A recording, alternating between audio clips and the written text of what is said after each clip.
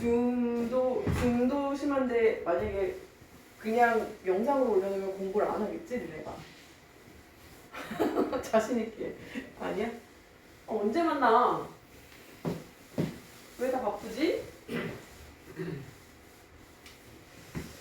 큰일이네. 빨리 빈문항 시작을 해야 되네. 근데 빈문항 오늘 할까요? 문항은 한 번 했으니까. 그것도 괜찮겠죠? 졸지 말고. 정신 차리고. 정신 차려라. 정신을 차려라. 자, 제 막내가 먼저 간단하게 할게요. 이거 근데 옛날에 했었는데. 기억나? 안 해도 되지 않나? 배웠어, 우리. 그치? 자, 일단 비문학 먼저 할게요. 비문학 먼저 하고 시간이 남으면 제 막내가 하겠습니다. 왜냐면 사실 선생님은 2학년 내신만 생각하면 사실 비문학보다는 나도 문학만 해가지고 니네 문학 점수 올려주는 게 좋은데 니네들이 궁극적으로 나중에 그 대학을 갈 때는 비문학의 영향이 진짜 크기 때문에 비문학 꼭 해야 되거든요. 그래서 비문학 오늘 설명을 해드리고 그 비문학에 대해서는 숙제로 쭉쭉 해오는 걸로 그렇게 진행할게요. 자, 우리 어디 아예 아무것도 안 했지 우리 니네랑. 그죠? 그래서 앞부분은 선생님이 좀 생략을 하고 어디부터 할 거냐면 66페이지부터 하겠습니다. 66페이지.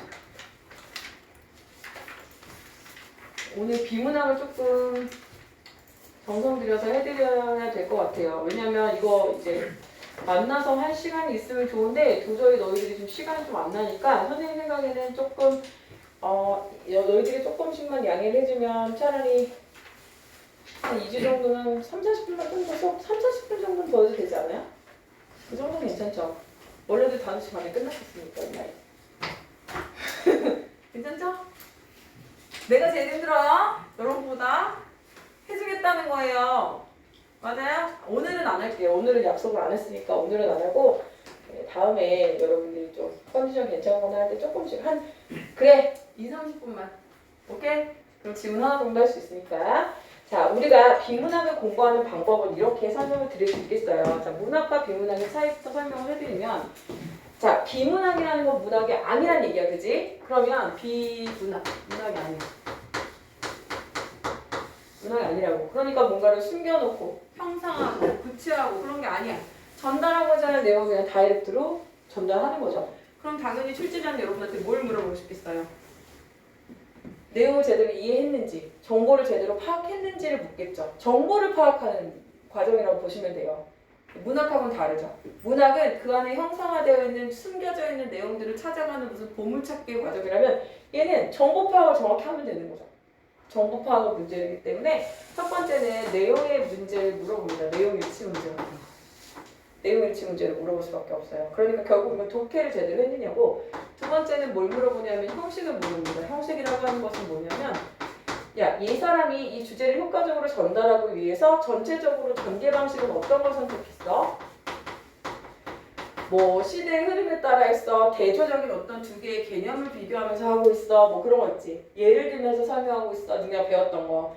그런 것들을 파악하는 문제가 나와요. 전개 방식과 선물 방식을 물어보는 문제가 나오고 그 다음에 세 번째는 뭐가 나오냐면 세 번째는 보기 문제 당연히 나옵니다. 보기 문제. 당연히 보기 문제가 나올 거예요. 보기 문제라고 하는 것은 자 문학과는 다르게 얘는 힌트가 아니야. 힌트일 수가 없어. 먼저 읽을 필요도 없어. 얘는 뭐냐면 야 너 있잖아 본문 이해했지? 본문에 보면 이런 개념이 등장하거든. 이런 이론이 등장하거든. 너 그거 이해했어? 자 그러면 이거를 이 이론을 이해했으면 여기에 사례를 적용시켜봐. 이런 문제야. 그치? 뭐 니네 비문학 문제는 아예 안 풀어본 건 아니잖아. 풀어보면 보통 이런 식으로 흘러와요. 아니면 야 너 여기서 이 이론 알지? 이 이론. 이 이론하고 같은 걸 다루고 있지만 어떤 반대되는 다른 이론. 이걸 주고서 두 개 비교하게. 맞지? 그런 것들이 가장 일반적이고 만약에 이제 다른 지문이 있다고 과학기술 지문 같은 거라고 한다면 여기에다가 이제 적용하는 것도 마찬가지로 사례 적용 문제 같은 거죠. 이런 것들을 물어보는 문제가 나오고 마지막으로 뭐가 나오냐면 어휘에 대한 문제가 나옵니다. 그죠? 근데 비문학 지문을 공부를 많이 해본 친구들은 그렇게까지 할 필요가 없지만 아마 내가 처음으로 비문학을 막 이제 공부하기 시작했다 그런 친구들은 선생님이 추천해드리는 건 이거예요. 결국 글이라고 하는 것은 전체 주제를 향해 가고 있긴 한데 그 글은 비문학은 여러 개의 뭐로 이루어져 있니? 문단으로 문단과 문단의 결합 아니니? 그지? 문단을 나눈다는 건 무슨 뜻이야? 물론 전체 주제를 향해 가긴 가지만 조금씩 다른 내용이 다르기 때문에 문단을 나눈 거잖아요. 그러니까 여러분이 하셔야 될 일은 그 문단의 뭐야? 주제, 중심 내용 정리해보는 거야. 알겠지? 이거 초보들 하는 얘기야 지금. 나는 이미 비문학 질문을 매일매일 해가지고 나는 신의 경지다, 막 거의 난 다 맞는다 이런 친구들은 이렇게 할 필요 없어. 걔는 그냥 계속 읽으면 돼. 그렇게 하면 돼요.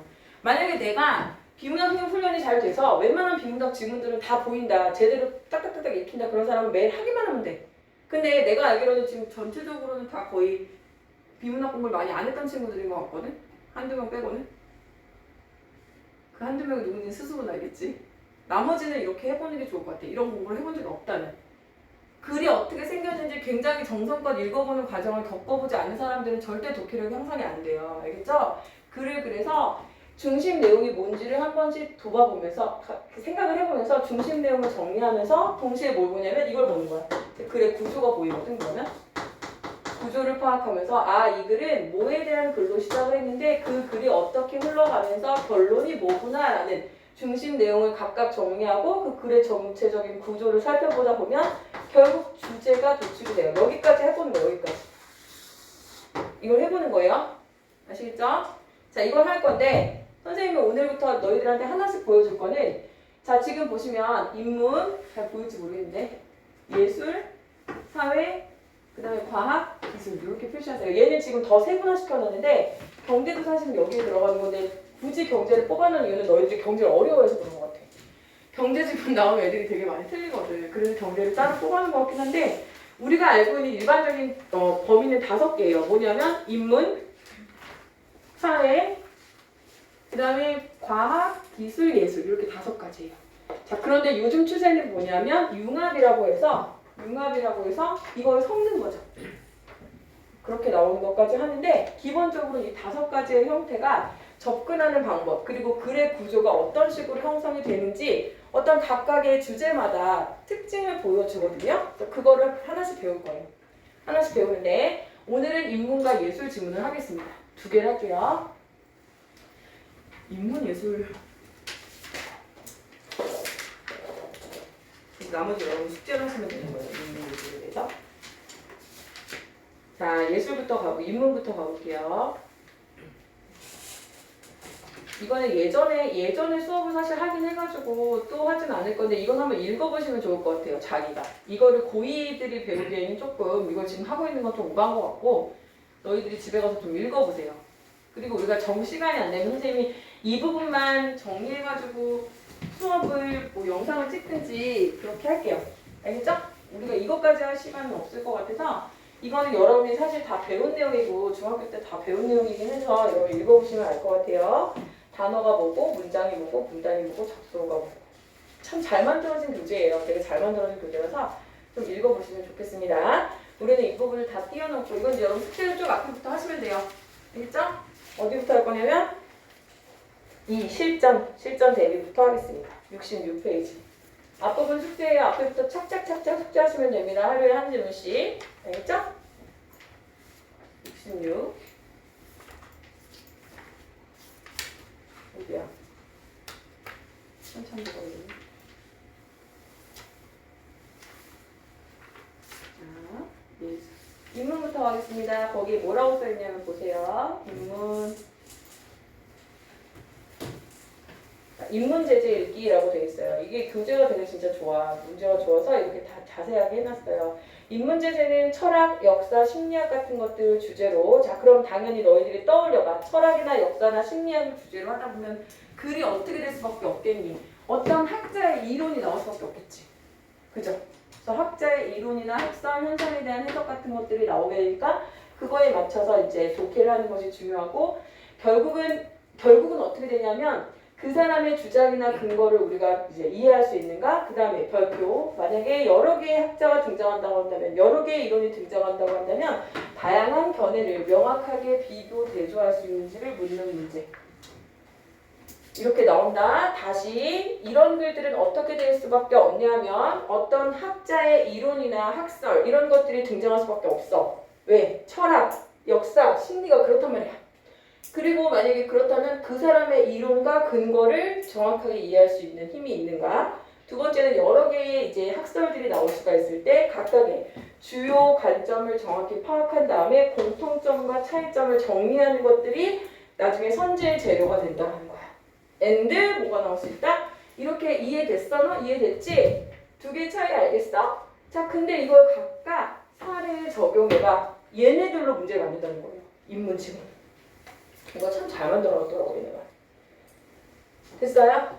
그래서 선생님이 이제 보여줄 거야. 너희들한테 뭘 보여줄 거냐면 여러분한테 기본적으로 얘들아 어떤 글을 쓴다는 거는 이 글 쓴 사람들이 너희들과 대화를 한다고 생각하면 가장 이해하기 쉬워요. 특히 수능 출제들은 논설문보다는 뭐가 많냐면 설명문이 많거든?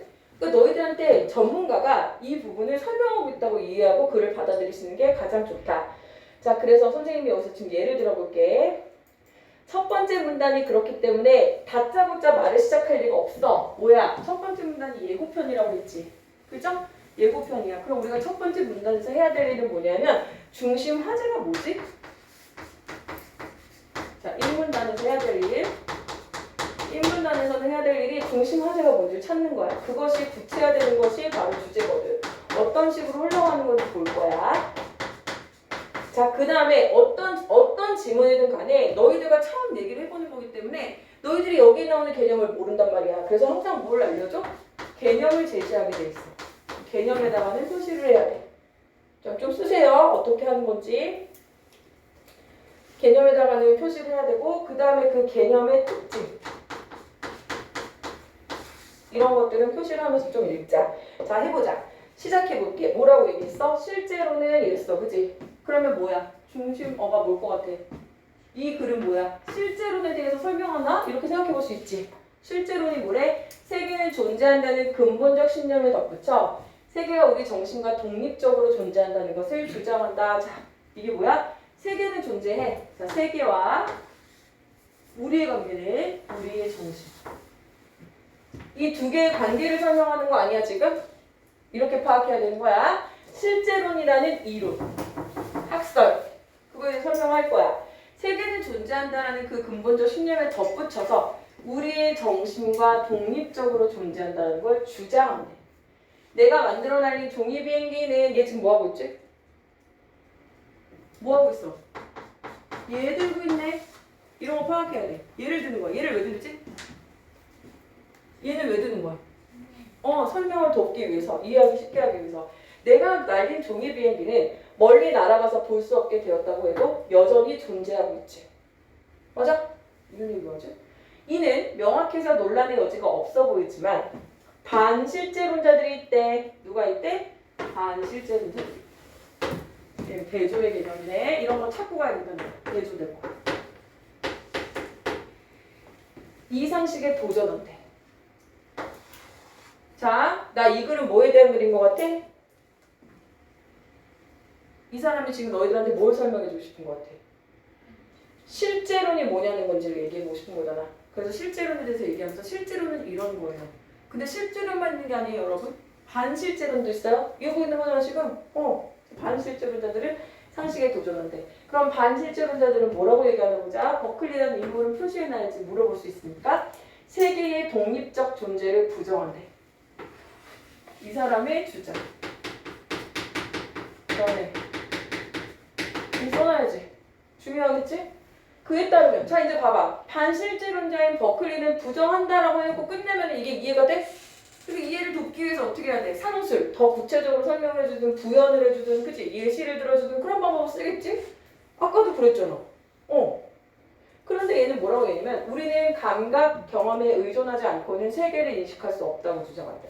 그는 이를 바탕으로 뭘 바탕으로 이렇게 지친 것을 잘 따라가야 돼. 어떤 거 이거 감각기관에 의지하지 않고는 세계를 인식할 수 없다는 것을 바탕으로 세계에 관한 주장을 편대. 그에 의하면 주관적인 성질인 색깔, 소리, 냄새, 맛 등은 물론 객관적으로 성립할 수 있다고 여겨지는 형태나 공간을 차지한다는 것, 딱딱하다는 것, 운동 등의 성질도 오로지 우리가 감각할 수 있을 때만 존재하는 주관적 속성이라고 보는 것이 이 사람의 주장이네. 그지? 세계 속의 대상과 현상이란 이런 속성으로 구성되므로 세계는 감각으로 인식될 때만 존재한다고 계속 얘기하고 있어. 그지? 자, 그러면 이 글은 어디로 흘러가는지 잘 봐. 처음에는 뭐 얘기하는 것 같았어? 실제론 얘기하는 것 같았지. 근데 나중에 보니까 뭐야? 실제론만 얘기 아니라 반실제론도 있어. 반실제론자들은 이런 걸 주장해 라고 얘기하고 있어. 그 다음 문단을 봐보세요. 그 다음 문단에 뭐라고 되어 있어? 버클리의 주장은 그러면 계속해서 무슨 얘기하겠다는 거야? 반실제론 얘기하겠다는 거지. 그 다음 문단에 뭐라고 되어 있어? 최근까지도 새로운 형태의 반실제론이 제기되어 또 반실제론 얘기하고 있지. 그럼 이 글은 결국은 여러분한테 뭘 설명하려는 글이에요? 반실제론에 대해서 설명하려는 글이에요. 그럼 주제가 뭐가 될까요? 반실제론의 특징에 대한 글이 되는 거죠. 맞아요? 물론 실제론에 대한 설명도 했으니까 실제론과 반실제론의 특징 뭐 이렇게 설명이 되겠지만 글의 흐름이라는 것이 각각의 문단의 내용을 정리하고 글의 흐름이 어디로 가는지를 보면 주제가 나오는 거예요. 이해됐어요? 이걸 파악해 온 거예요. 자, 그럼 첫 번째 문단의 내용이 뭐예요? 어렵게 생각하지 마세요. 그냥 여러분이 떠올려 보세요. 첫 번째 무슨 얘기 했어요? 실제론과 반실제론. 특히 누구? 버클리. 주장, 입장, 견해 다 되지 뭐. 입장, 이론, 주장, 견해 다 돼요. 다 같은 말이야. 그냥 이렇게만 정리하면 돼요. 알겠죠? 자, 그러더니 버클리의 주장은 자, 잘 보세요. 지금 이해가 잘 안 될 거잖아. 그러니까 이 사람도 아는 거야. 그래서 어떻게 해주는 거야? 추가적인 설명을 더 해주는 거지. 알겠어? 그럴 거 아니야. 너는 이해 잘 안 되잖아. 이게 무슨 말인지. 그치? 그러니까 해주는 거야. 버클리의 주장은 우리의 통념과 충돌한데 그 특징이네. 통념과 우리의 일반적인 생각과 충돌한데 잘 이해 안 되죠, 여러분? 제가 예를 들어볼게요. 맞아? 당시 어떤 사람이 돌을 차면서 나는 이렇게 버클리를 반박한다 라고 외쳤다고 한다. 그는 날아간 돌이 엄연히 존재한다는 점을 근거로. 자, 이 사람의 주장이야. 날아간 돌은 눈에서 보이지 않아도 존재하지. 그걸 근거로 버클리의 주장을 반박하고자 한 것이다. 그러나 버클리를 비롯한 반실제론자들이 부정한 것은 세계가 정신과 독립하여 그 자체로 존재한다는 신념이다. 이거. 야, 그 돌이 사라졌다는 뜻이 아니라 이 뜻이야. 그 돌이 사라졌다는 뜻이 아니라 모든 것이 정신과 독립하여 자체로 존재한다는 게 안 된다는 얘기야. 이 뜻이라는 거야. 알겠지? 따라서 돌을 찬 사람이 얘기한 그것은 제대로 논점을 짚어내지 못한 거야. 다시 말해서 돌이 사라졌다는 뜻이 아니라 이 버클리가 말하는 것은 세계가 정신과 독립할 수 없다는 거야. 뭐든지 다 감각으로 인지해야 되는 존재이기 때문에 그렇다는 얘기지. 맞아? 최근까지도 새로운 형태의 반실제론이 제기되어 활발한 논의가 진행 중이다. 논증의 성패를 떠나 반실제론자는 타성에 젖은 실제론적 세계관의 토대에 성찰할 기회를 제공했다는 점에서 의의가 있다. 의미. 맞지? 맞아요? 자, 그럼 두 번째 문단의 내용이 뭐였냐면 버클리의 주장에 대한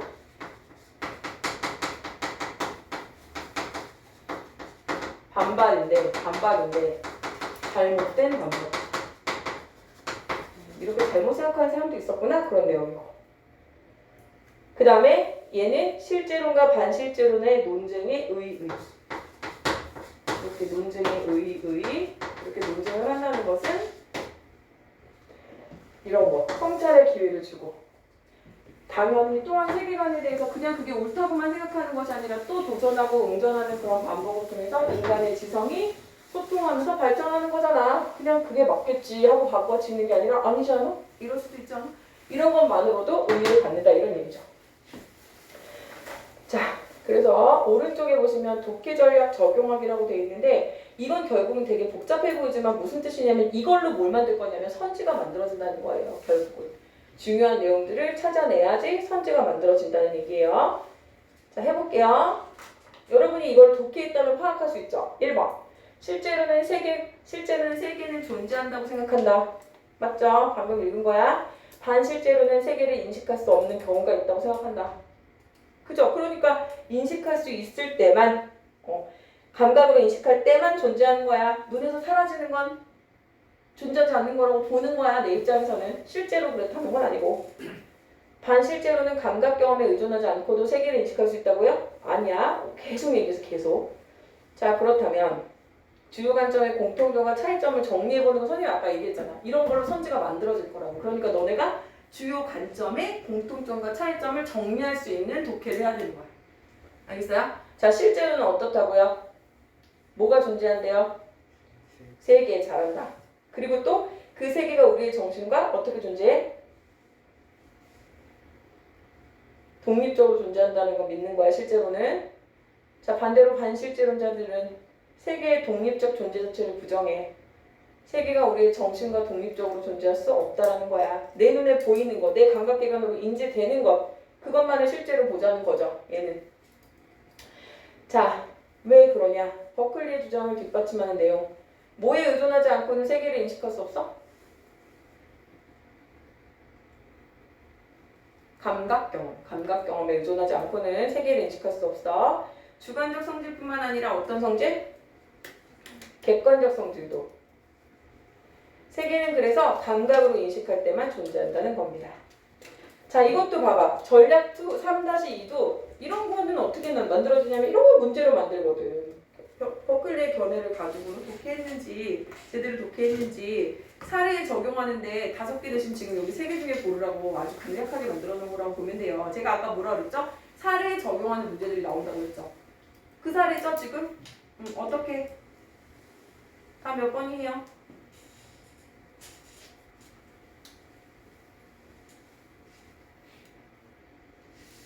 자, 핵심은 뭐였냐면 계속해서 버클리가 강조했던 게 뭐야? 지각. 존재라는 건 지각을 통해서만 알 수 있는 거다라는 걸 계속 강조했지. 그것을 여러분들이 핵심적인 논점으로 보고서 가지고 가서 푸는 거예요. 그러면 여기서 지금 보세요. 번개가 치는 현상은 감각, 경험으로 구성됐다. 감각. 됐지? 맞지? 그 다음에 비둘기가 존재한다는 것은 비둘기가 지각된다는 것과 다른 뜻이다. 그러려면 뭐야? 독립됐다라는 의미여야 되는데 얘는 그렇지 않다고 했지.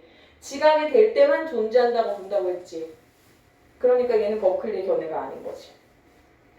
우리에게 지각되는 책상은 인식 이전에 그 자체로 존재. 독립된다고 안 된다고? 독립되지 않는다고 라고 계속 강조를 했었어요. 그렇게 보시면 되고, 이번에는 이제 예술 쪽으로 한번 가볼 건데 다 하고 시간이 나면 다시 돌아올게요. 예술 제재는 76쪽인데요. 76쪽에 가보시면 여러분 이제 예술은 또 어떤 특징을 갖고 있냐면 여러분 예술을 설명하는 글이라고 생각을 해보세요. 자, 예술을 설명하는 글입니다. 어떤 식으로 전개될까요?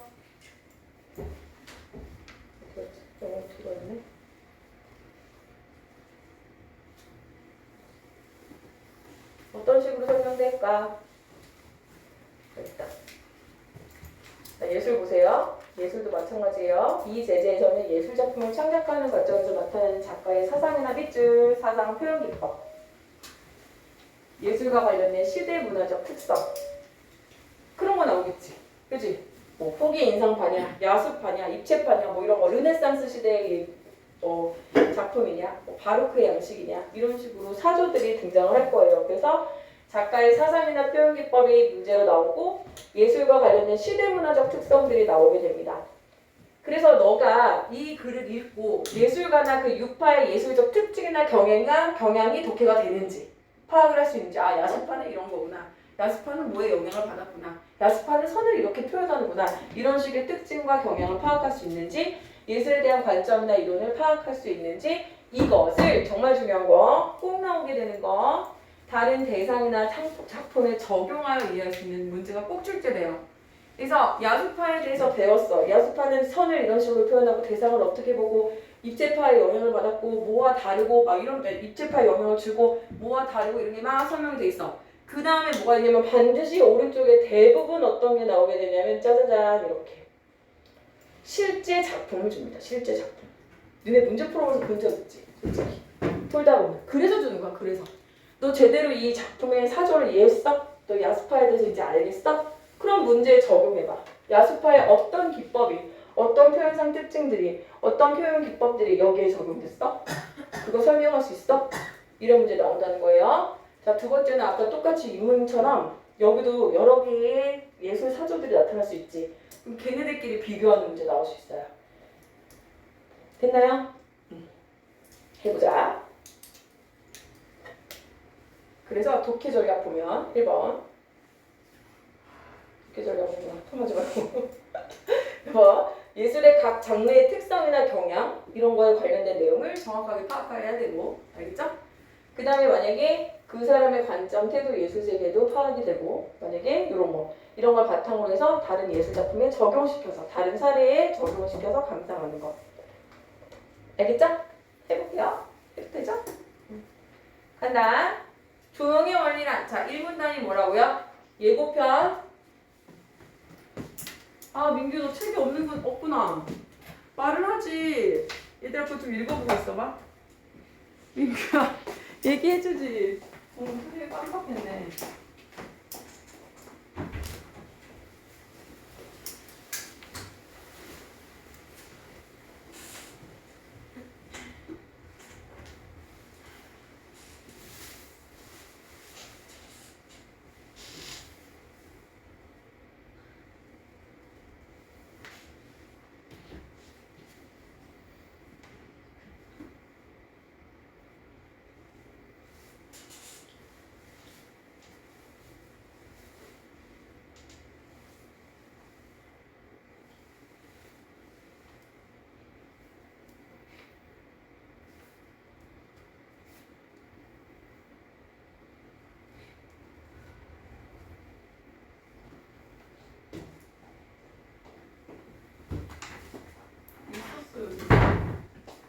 수연아 이거 읽어야지.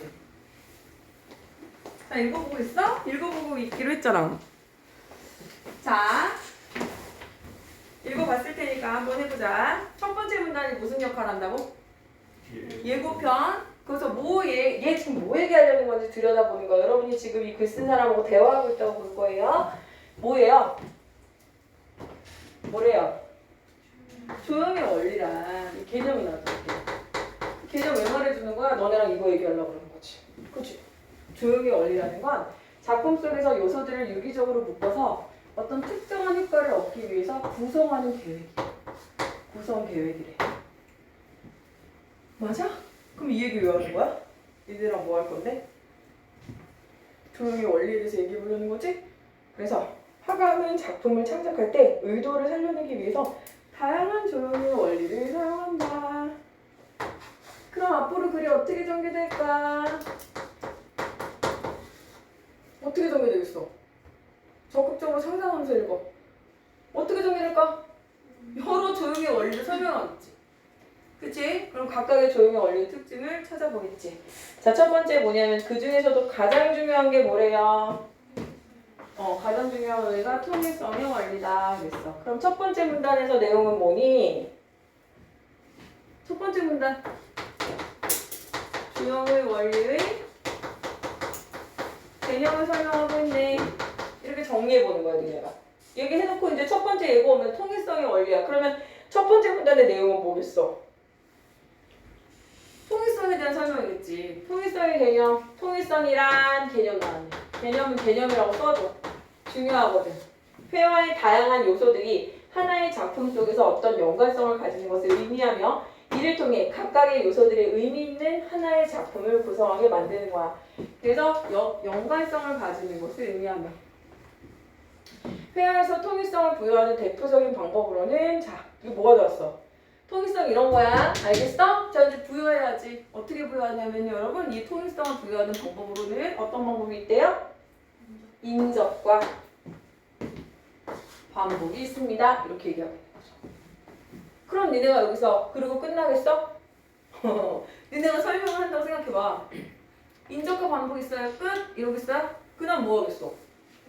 인접은 전에 항상 설명했지. 뭐래? 각각의 구성 요소들을 서로 가까이 놓거나 중첩시켜서 통일성을 주는 거야. 어떤 건지 알겠지? 머릿속으로 이제 구성을 해보세요. 두 번째, 반복은 뭐야?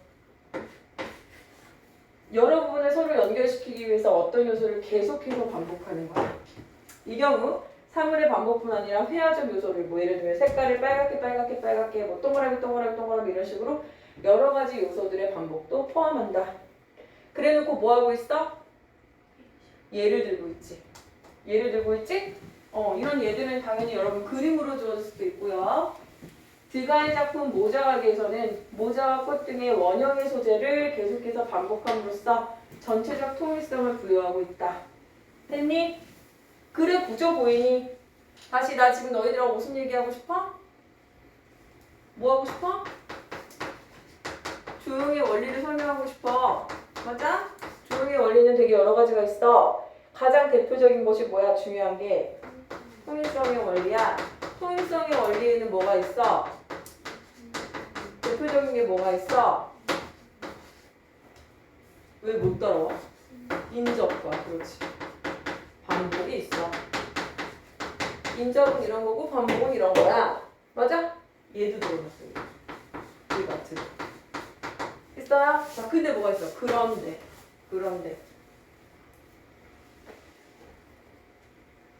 그 다음에 뭘까? 그런데 통일성은 작품에 대한 모두 주긴 하지만 안정감을 주긴 하지만 자칫 지나치면 어떻게 돼? 답답하고 밋밋해질 수 있어. 그럼 여기는 뭐까지 들어가는 거니? 장단점까지 설명하고 있는 거지. 장점은 뭐야? 안정감을 줘. 단점은 뭐야? 지나치면 답답하고 밋밋해. 이거 다 뭐야? 손질 재료야. 물어볼 거야, 문제에서. 알겠니? 그걸 파악하면서 볼 거예요. 자, 그러면 두 번째 문단에서는 뭐에 대해 설명하고 있니? 통일성의 원리.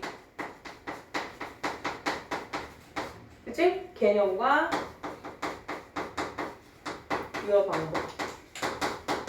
실현 방법 뭐 다 되죠. 주의점 뭐 다 돼요.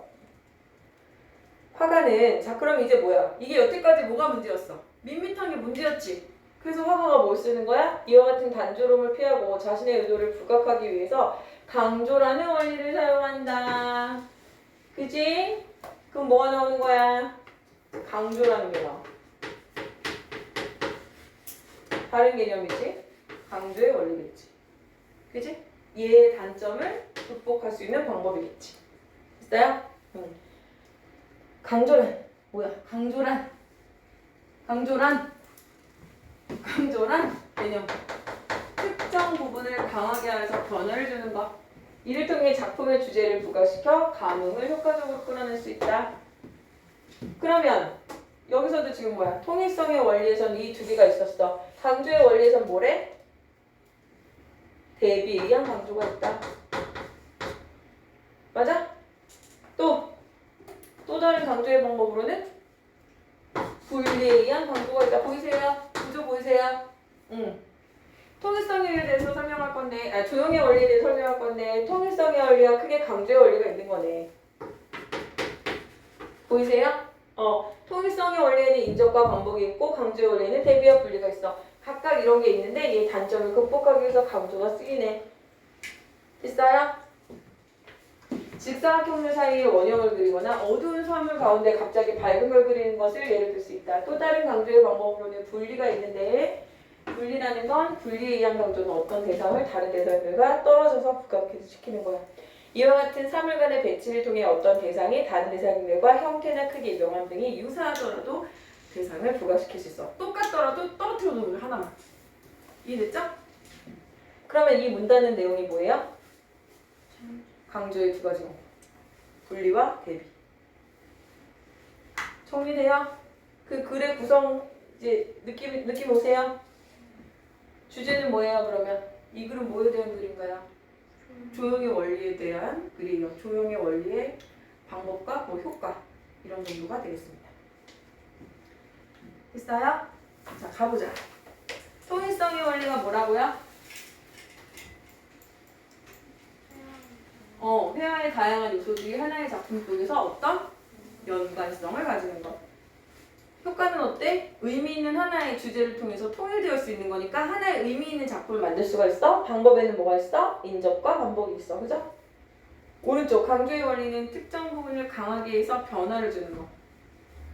자, 효과는 주제를 부각시켜서 예술적 감흥을 끌어낼 수 있어요. 방법으로는 대비와 분리가 있다.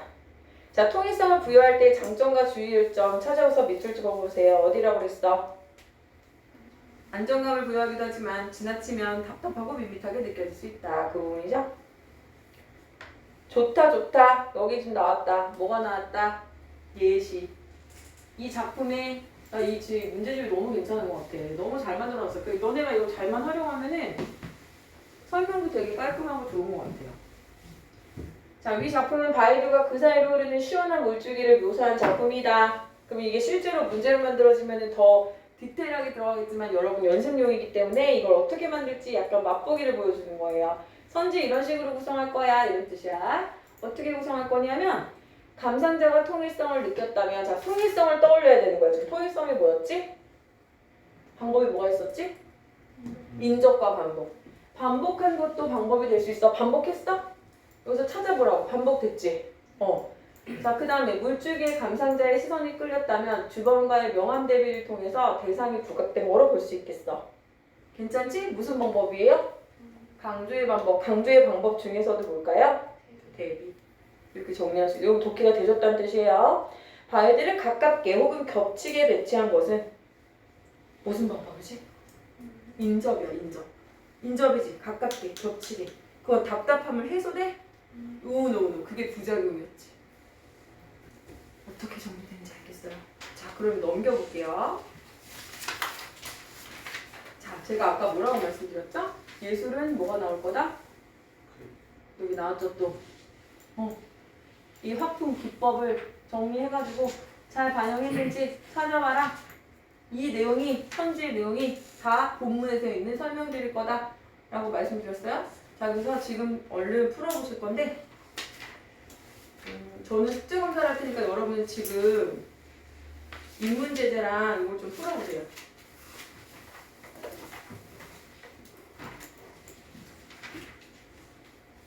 그냥 숙제 검사는 끝난 거고 선생님이 설명을 조금 도와드릴게요. 일단은 한번 그러면 두 번, 그러니까 이걸 다는 못해주더라도 구조라도 이제 한번 같이 봐드릴게요. 어떻게 하는 건지.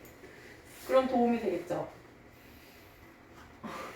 필요 없어? 네. 얘들아 나 좀 외롭다. 좀 필요 없어도 필요 있다고 좀 해주면 안 돼?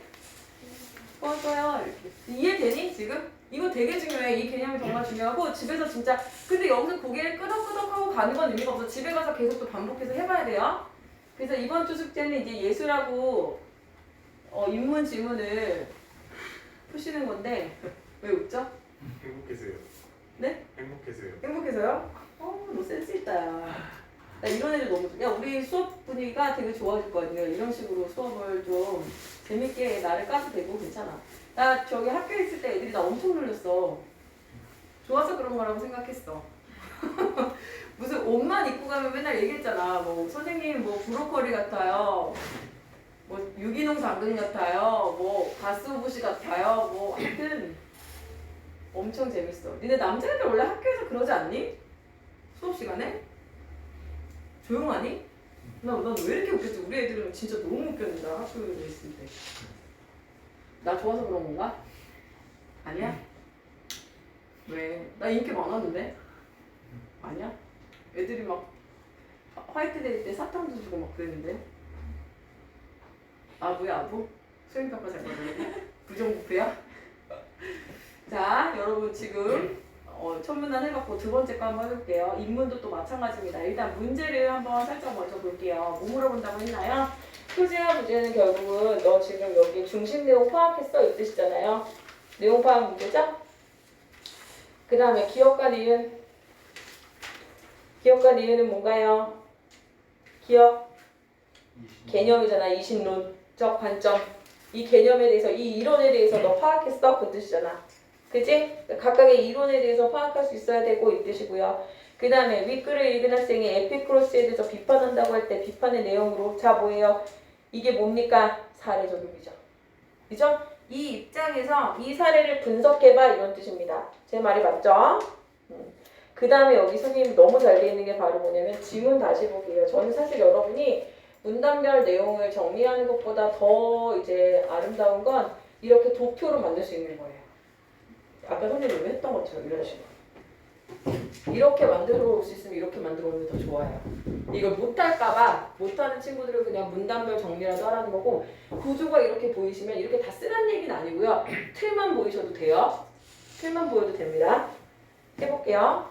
고대 그리스 사람들은 신에 의해 우주가 운행된다고 믿는 뭐? 결정론적 세계관. 이거 이제 중요한 핵심 뭐겠지?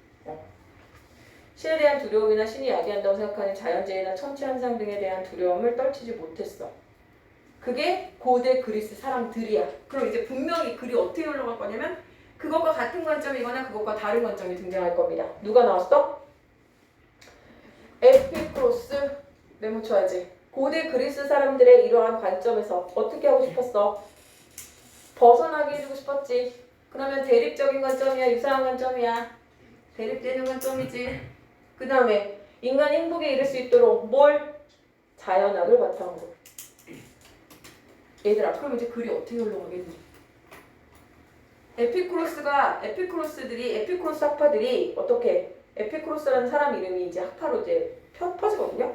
근데 그 사람이 나중에 어떻게? 인간이 행복할 수 있도록 자연학을 바탕으로 사상을 전개했대. 그러면 그 내용이 당연히 설명이 되겠죠. 맞아요? 그래서 두 번째 문단으로 가면 자연학. 에피쿠로스는 신의 존재는 인정하나. 이런 거 중요해. 신의 존재는 인정해. 이런 거 선지 만들겠지. 에피쿠로스는 인간의 행복을 이룰 수 있도록 신의 존재를 부정했다. 뭐 이런 식으로 나온단 말이에요. 자, 존재 방식이 생각하는 것과 다르다. 해주셔야죠. 그 이전에 모든 것이 신에 의해서 결정되고 우주가 운행된다고 믿었던 결정론적 세계관을 트는 거죠. 어떻게 틀었냐면 신이 있어. 근데 신의 존재 방식이 인간이 생각하는 것과는 달라. 신은 우주들 사이의 중간 세계에 살면서 인간 사이에 개입하지 않는다는 이신론적 세계관, 이신론적 관점. 야, 이거 봐봐. 기억이 뭐였어? 이신론적 관점이잖아. 그치? 그럼 알아야 되지. 그래서 신은 최고로 행복한 상태고 다른 어떤 것들에게도 고통을 주지 않고 호의롭고 자유롭다. 따라서 에피쿠로스는 인간의 세계가 신에 의해서 결정되지 않으며 인간의 행복도 자율적 존재다. 됐니? 다시 이제 흘러가지. 고대 그리스 사람들은 신을 절대적이라고 생각했어. 결정론이라는 세계를 갖고 있었어. 에피쿠로스는 그것에부터 벗어나기 위해서 자연학을 기초로 해서 야, 신이 존재는 하는데 이신론적 관점 조금 달라. 알겠지? 한편 에피쿠로스는 인간의 영혼도 육체와 마찬가지로 미세한 입자로 구성됐다고 봤어.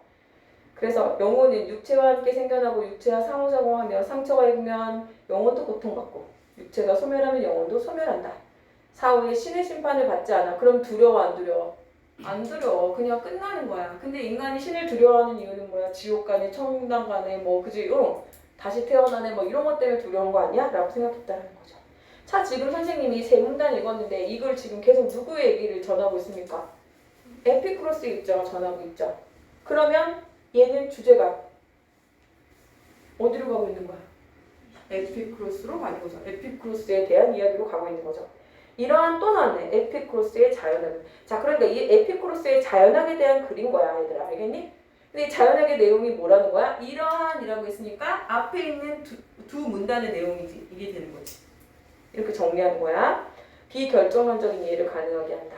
원자 운동에 관한 에피쿠로스의 설명에서도 드러난다. 명자의 운동이 수직낙하 운동이라는 법칙에 벗어나기도 하고 비스듬히 떨어지기도 하고 튕겨나가기도 해. 그리고 우주는 이러한 원자들에게서 이루어졌기 때문에 우연의 산물이다. 됐죠? 따라서 밑줄 우주와 인간의 세계는 신의 관여가 없다.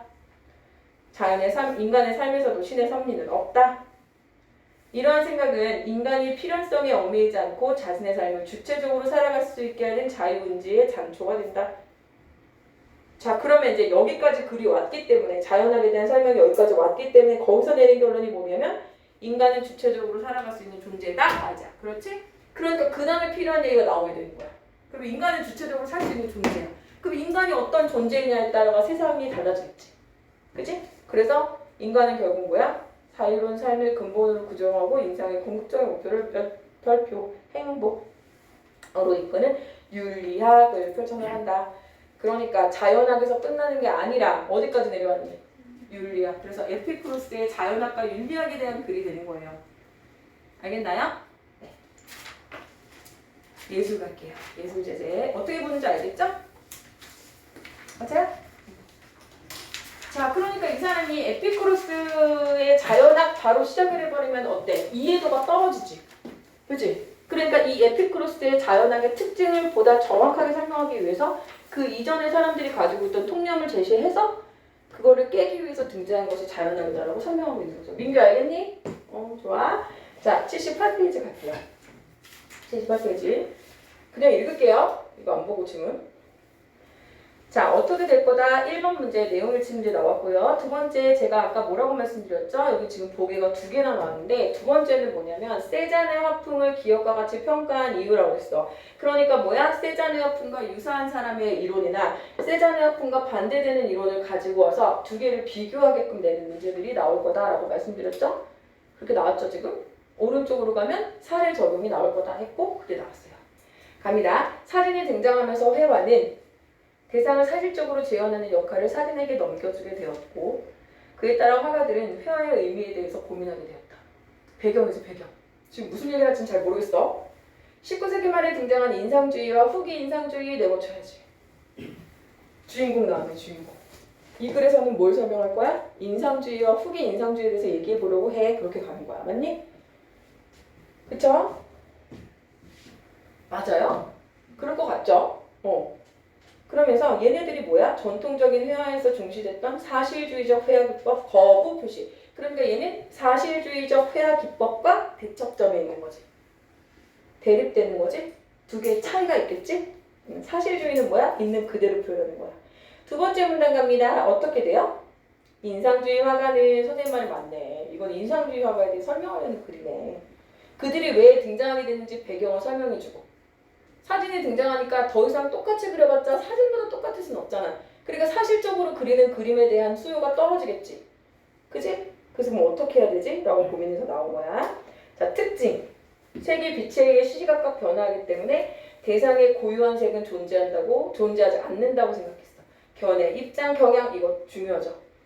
인상주의 화가 모네는 사실적으로 재현하는 회화의 전통에서 벗어나기 위해서 발표, 빛에 따라 달라지는 사물의 색채와 그에 따른 순간적 인상. 그래서 인상주의야. 맞니? 자, 그러면서 이어서 누구의 얘기를 하고 있냐면 인상주의 화가 모네를 이제 설명을 하면서 그것을 더 구체적으로 설명하고 있죠?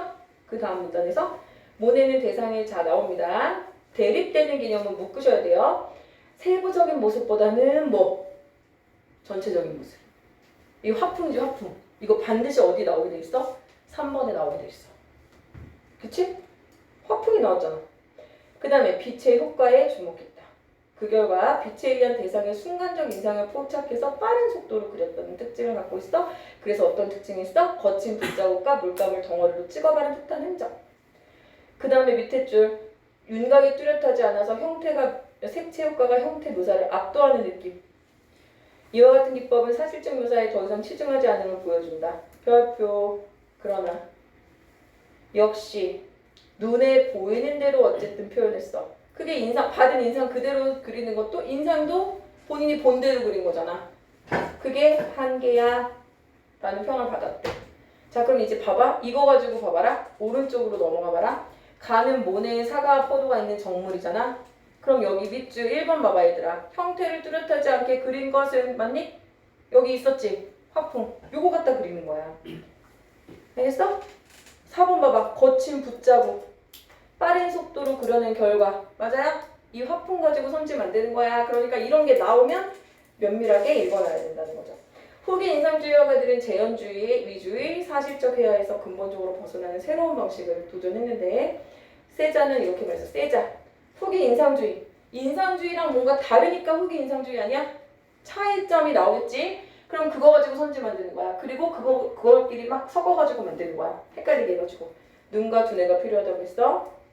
그런데 모네가 가진 건 눈밖에 없어. 그래서 사물이 눈에 보이지 않는 형태까지 찾아서 표현하는 게 바로 뭐다? 후기 인상주의야. 세자는 그래서 하나의 눈이 아니라 두 개의 눈으로 보는 세계가 진실이라고 해서 두 개의 눈으로 보는 세계를 평면에 그려냈어. 그래서 전통적인 언급법에서 억지로 맞추지 않고 밑줄 쳐야겠지. 서로 다른 각도에서 막 보고. 그래서 대상의 선택과 배치가 자유로운 정물화를 선호했대. 그러면서 또 세잔 설명하네. 그럼 앞에서 모네 설명. 그 다음에 세잔 설명. 이렇게 되고 있어. 보이는 것을 그리는 게 아니라 아는 것을 그린다. 이런 거 표시해놔야겠지? 자연을 관찰하고 분석하여 사물을 본질적으로 구, 원통, 원뿔의 밑줄, 단순한 형태로. 형태를 단순화해서 대상의 본질을 표현하려고 했고 별표, 윤곽선을 강조하여 존재감, 후광, 누구랑 달라? 모네랑 다르지. 경계가 흐릿하다고 했잖아. 그게 어딨어? 오른쪽에 가봐. 세잔. 경계가 뚜렷뚜렷하지. 한 번 더 이렇게 붙이를 한 것처럼. 그죠? 자, 그래서 이러한 화풍은 입체 파화가들에게 직접적 영향을 미쳤다. 이렇게 정리하고 있습니다. 구성이 보이시나요? 자, 그러면 여러분이 집에 가셔서 인문과 예술 질문을 집중적으로 좀 해보시면 좋겠어요. 알겠죠?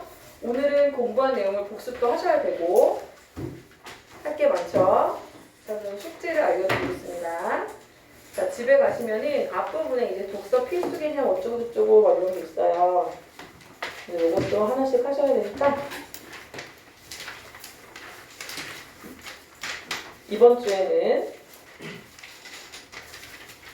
긴장돼요? 좀 많긴 하네. 다 하기는 좀 많다, 그치? 다 하기는 너무 많으니까 앞에 1, 2강 앞에 1, 2강 사실적 읽기 있죠? 1, 2강 그 다음에 지문 제재별 실전 대비 너무 많나? 아니야, 2개씩 했으니까 상관없다. 6, 7 1, 2, 6, 7이라고 되겠다. 1, 2, 6, 7 비문학은 1, 2, 6, 7 됐어요? 문학은 일단 복습을 또 하셔야 되고 그 어휘 외워오셔야 되고요. 어디까지 풀려있죠?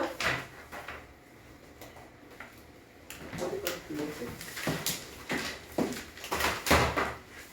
어디까지 풀어놓을 수 있네?